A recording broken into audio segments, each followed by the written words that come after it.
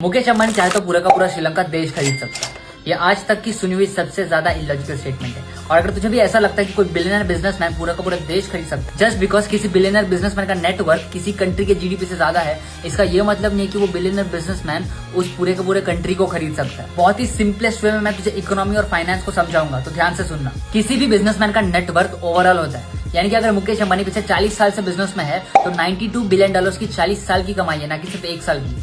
जबकि जो जीडीपी होता है देश की, यानी कि ग्रॉस डोमेस्टिक प्रोडक्ट, वो सिर्फ 1 साल की होती है। So it's impossible for a single person to buy the entire country. अगर मान लेते हैं श्रीलंका 86 बिलियन डॉलर में बिकने के लिए तैयार भी हो जाती है, तो भी जो मुकेश अंबानी का नेटवर्थ है वो उसके इक्विटी यानी कि शेयर से लिंक है। 92 बिलियन डॉलर मुकेश अंबानी के जेब में या फिर बैंक में नहीं पड़े जो निकाल के दे देगा और कंट्री खरीद लेगा। एक्चुअली में मुकेश अंबानी को पूरे के पूरे शेयर्स बेचने होंगे 86 बिलियन डॉलर की, तभी जाके वो कंट्री को खरीद सकता है। बट लेकिन जब मुकेश अंबानी पूरे के पूरे शेयर्स को बेचेगा तो पूरा का पूरा स्टॉक मार्केट हिल जाएगा, पूरा का पूरा कंट्री का इकोनॉमी हिल जाएगा, कंट्री रिसेशन में चली जाएगी, इकोनॉमी डाउनफॉल में चली जाएगी और फिर इंडिया का हालत भी श्रीलंका जैसी हो जाएगी। तो समझदार बन। तो आज तूने इकोनॉमी, फाइनेंस और बिजनेस का एक नया कॉन्सेप्ट सीखा, और अगर तुझे ऐसे ही बिजनेस और फाइनेंस पे इंटरेस्ट है तो मुझे फॉलो करके जा।